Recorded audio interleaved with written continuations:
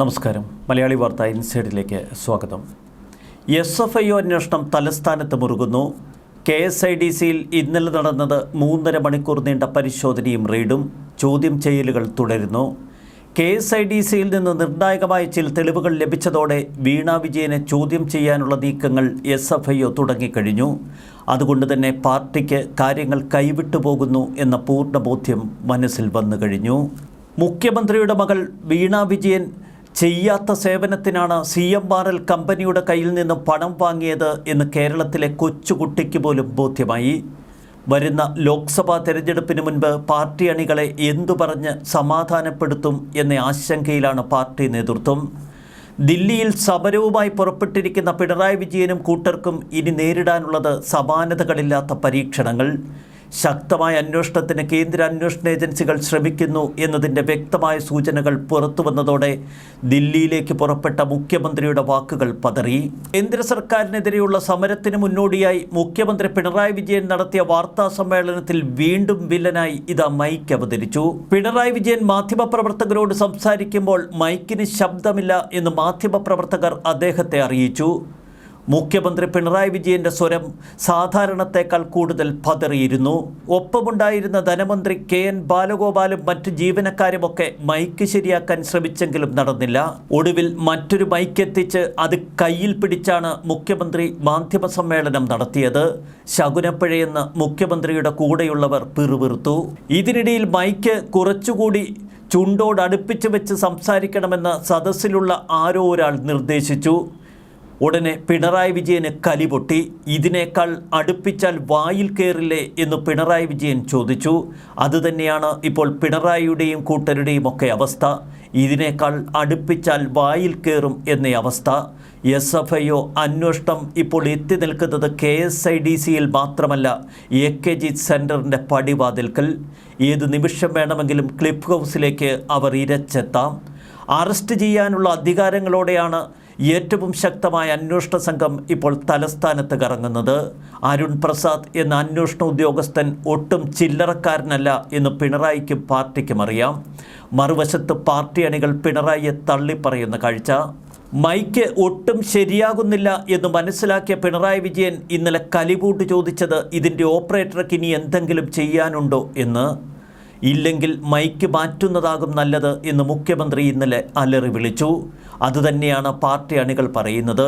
ഇനിയും ഈ mic ചുമന്നാൽ party ആകെ താറുമാറാകും. അതുകൊണ്ട് തന്നെ മൈക്ക് മാറ്റുന്നതാകും നല്ലത്. കേരളത്തിൻ്റെ മുഖ്യമന്ത്രി കസേരയിലിരിക്കുന്ന മൈക്ക് എത്രയും പെട്ടെന്ന് മാറ്റും എന്ന പ്രതീക്ഷ പാർട്ടി അണികളിൽ ശക്തമാകുന്നതിനിടയിൽ ഒരു വിശദീകരണക്കുറിപ്പുമായി പാർട്ടി കളത്തിലിറങ്ങി.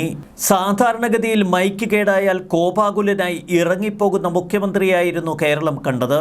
എന്നാൽ കേടായ മൈക്കിന് മുന്നിലിരുന്ന് ഇന്നലെ വിഷണ്ണനായി കേരളത്തിൻ്റെ മുഖ്യമന്ത്രി. ഇടയ്ക്ക് മറ്റൊരു മൈക്കിനടുത്ത് നിന്ന് സംസാരിക്കാൻ പോലും അദ്ദേഹം തയ്യാറാകുന്ന കാഴ്ച. അപ്പോഴേക്കും ഒരു വയർലെസ് മൈക്ക് ജീവനക്കാർ മുഖ്യമന്ത്രിയുടെ അടുത്തേക്ക് എത്തിച്ചു. ഇത് റെഡിയാണല്ലേ? അങ്ങനെയെങ്കിൽ ഇനി ഞാൻ ചാരിയിരുന്നു സംസാരിക്കാം. ഒരിത്തിരി ആശ്വാസത്തിന് വേണ്ടി അലയുന്ന മുഖ്യമന്ത്രിയുടെ വാക്കുകളാണ് ഇന്നലെ കേരളം കേട്ടത്. മുഖ്യമന്ത്രിയുടെ മൈക്ക് കേടായാൽ മൈക്ക് ഓപ്പറേറ്റർക്കെതിരെ കേസെടുക്കുന്ന കേരള പോലീസിന് ഇന്നലെ മിഴുങ്കസ്യ എന്ന് നിൽക്കാനേ കഴിഞ്ഞുള്ളൂ. അത്രയേറെ ജനമനസ്സുകളിൽ സംശയത്തിൻ്റെ വിത്തുപാകിയിരിക്കുന്നു ഇപ്പോൾ വീണ വിജയനെതിരെയുള്ള ഈ കേസ് അന്വേഷണം. തെരഞ്ഞെടുപ്പിന് പാർട്ടിയെ സജ്ജമാക്കാൻ ജില്ലാ മണ്ഡലം തലങ്ങളിലായി ബ്രാഞ്ച് സെക്രട്ടറിമാരുൾപ്പെടെയുള്ളവരുടെ ഒരു ശില്പശാല ഇക്കഴിഞ്ഞ ദിവസം നടന്നു. നേതാക്കൾ വിശദീകരണവുമായി ശില്പശാലയിലെത്തി.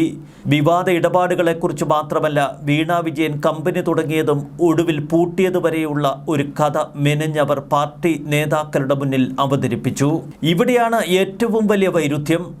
മുൻപ് പാർട്ടിയുടെ സംസ്ഥാന സെക്രട്ടറിയായിരുന്ന കോടിയേരി ബാലകൃഷ്ണൻ്റെ മകൻ്റെ കാര്യത്തിൽ സ്വീകരിക്കാത്ത നിലപാട് എന്തുകൊണ്ട് മുഖ്യമന്ത്രിയുടെ മകൾ വീണ വിജയൻ്റെ കാര്യത്തിൽ സ്വീകരിക്കുന്നു എന്ന പാർട്ടി പ്രവർത്തകരുടെയും നേതാക്കളുടെയും ഒക്കെ സംശയത്തിന് പാർട്ടി നൽകിയ മറുപടി. ജില്ലാതലത്തിൽ സംസ്ഥാന സെക്രട്ടറി MV ഗോവിന്ദൻ ഉൾപ്പെടെയുള്ള സംസ്ഥാന സെക്രട്ടേറിയറ്റിലെ നേതാക്കളും മണ്ഡലം തലത്തിൽ ജില്ലാ സെക്രട്ടേറിയറ്റ് അംഗങ്ങളുമാണ് ഇപ്പോൾ വിശദീകരണക്കുറിപ്പുമായി കളത്തിലിറങ്ങിയത്. തെരഞ്ഞെടുപ്പിൽ ജനങ്ങളോട് വിശദീകരിക്കേണ്ട കാര്യങ്ങൾ ഉൾപ്പെടുത്തിയുള്ള ഒരു വിശദീകരണക്കുറിപ്പ്.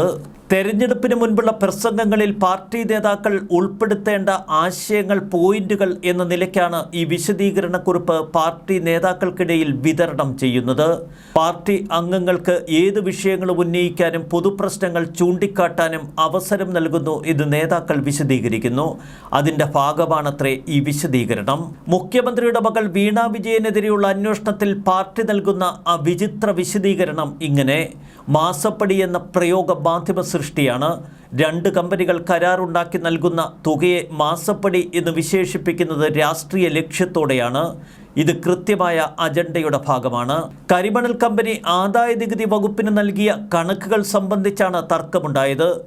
നൽകിയ ചെലവുകൾ അംഗീകരിക്കുന്നതിലെ തർക്കമാണ് ആദായനികുതി വകുപ്പിൻ്റെ ഇൻ്ററിം സെറ്റിൽമെൻറ്റ് ബോർഡ് പരിശോധിച്ചത്. അതിൽ നികുതി ഈടാക്കുകയോ പിഴ ചുമത്തുകയോ ചെയ്യാം. പക്ഷേ വീണയുടെ കമ്പനിക്ക് പണം നൽകിയത് രാഷ്ട്രീയ സ്വാധീനമുള്ള വ്യക്തിയുടെ മകളായതുകൊണ്ട് എന്നെഴുതി വെച്ചത് ഗൂഢ ഉദ്ദേശത്തോടെ. ഇതിൽ കേന്ദ്രത്തിൻ്റെ രാഷ്ട്രീയ ലക്ഷ്യം വ്യക്തമാണ്. കോടിയേരിയുടെ മകനെതിരെ ഉയർന്നത് മയക്കുമരുന്ന് സംബന്ധിച്ച ഗുരുതര കേസാണ്. ഇത് ശരിയായാലും തെറ്റായാലും പാർട്ടിക്ക് ഇടപെടുന്നതിൽ പരിമിതികളുണ്ട്. അത് കോടിയേരിക്ക് ബോധ്യമായതുകൊണ്ടാണ് മകൻ ഒറ്റയ്ക്ക് കേസ് നിയമപരമായി നേരിടട്ടെ എന്ന് കോടിയേരിയും പാർട്ടിയുമൊക്കെ അന്ന് തീരുമാനമെടുത്തത്. വീണയ്ക്കെതിരെ കേസ് ഉയർത്തിക്കൊണ്ടുവരികയെന്നത് മുഖ്യമന്ത്രിയെ ലക്ഷ്യമിട്ടാണ് എന്നത് വ്യക്തം. അതുകൊണ്ട് തന്നെ പാർട്ടി തുടക്കം മുതൽ പ്രതിരോധിച്ചു. മുഖ്യമന്ത്രിയുടെ മകളുടെ കമ്പനിക്ക് പാർട്ടി സംരക്ഷണം ഒരുക്കുന്നു എന്ന രീതിയിലല്ല ഇതിനെ കാണേണ്ടത്.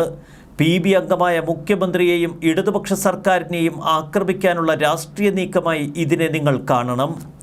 തെരഞ്ഞെടുപ്പ് അടുത്തതിനാൽ കേന്ദ്ര ഏജൻസികളുടെ അന്വേഷണം തുടർച്ചയായി ഉണ്ടാവുകയും വലിയ വാർത്തയായി വരികയും ചെയ്യും. ജനങ്ങളിൽ തെറ്റിദ്ധാരണ ഉണ്ടാക്കുന്ന ഇത്തരം ശ്രമങ്ങളെ കൃത്യമായി ഇടപെട്ട് തടയാൻ ഓരോ പാർട്ടി അംഗവും ശ്രമിക്കണം എന്നും വിശദീകരണക്കുറിപ്പിൽ പറയുന്നു. ഭയപ്പെട്ടു തുടങ്ങി എന്ന് വ്യക്തമാണ്. പിണറായി വിജയനെ പുകച്ചു പുറത്തു ചാടിക്കാനുള്ള പദ്ധതി പാർട്ടിയിലെ ചിലർ ഇതിനിടയിൽ മെനയുന്ന വാർത്തകളും ഇന്നലെ നമ്മൾ കണ്ടു. ബജറ്റിനെ അടക്കം തള്ളിപ്പറയുകയാണ് മന്ത്രി ആർ ബിന്ദു ഇന്നലെ ചെയ്തത്. VS വിജയരാഘവൻ്റെ ഭാര്യയാണ് ആർ ബിന്ദു. പോളിറ്റ് ബ്യൂറോ അംഗമായ വിജയരാഘവൻ ഇപ്പോൾ യെച്ചൂരിയുടെ ഏറ്റവും അടുത്തയാളും. പാർട്ടിയിലെ ദേശീയ നേതാക്കൾ അടക്കം പിണറായി വിജയനെ കൈവിടുന്നു എന്ന ഘട്ടത്തിലാണ് ഇപ്പോൾ വിശദീകരണക്കുറിപ്പുമായി പാർട്ടി അംഗങ്ങൾക്ക് മുന്നിലേക്ക് CPM നീങ്ങുന്നത്. വീണ വിജയനെ കുരുക്കിട്ട് തന്നെയാണ് SFI അന്വേഷണം മുന്നോട്ട് പോകുന്നത്. കൂടുതൽ ശക്തമായ ചോദ്യം ചെയ്യലുകളിലേക്ക് വരും ദിവസങ്ങളിൽ SFI കടക്കും എന്ന് വ്യക്തം. അതുകൊണ്ട് തന്നെ ഒരു മുഴം മുന്നേ കയറെറിഞ്ഞ് പാർട്ടി, അതും പിണറായി വിജയന് വേണ്ടി സ്വയം ബലിയാടാവുകയാണ് കേരളത്തിലെ CPM. പശ്ചിമ ബംഗാളിൻ്റെ അനുഭവം കേരളത്തിലും CPM പാർട്ടിക്ക് കാത്തിരിക്കുന്നു എന്ന് സമൂഹ മാധ്യമങ്ങൾ ശക്തമായി പറയുന്നു. ന്യൂസ് ഡെസ്ക് മലയാളി വാർത്ത ഇൻസൈഡ്.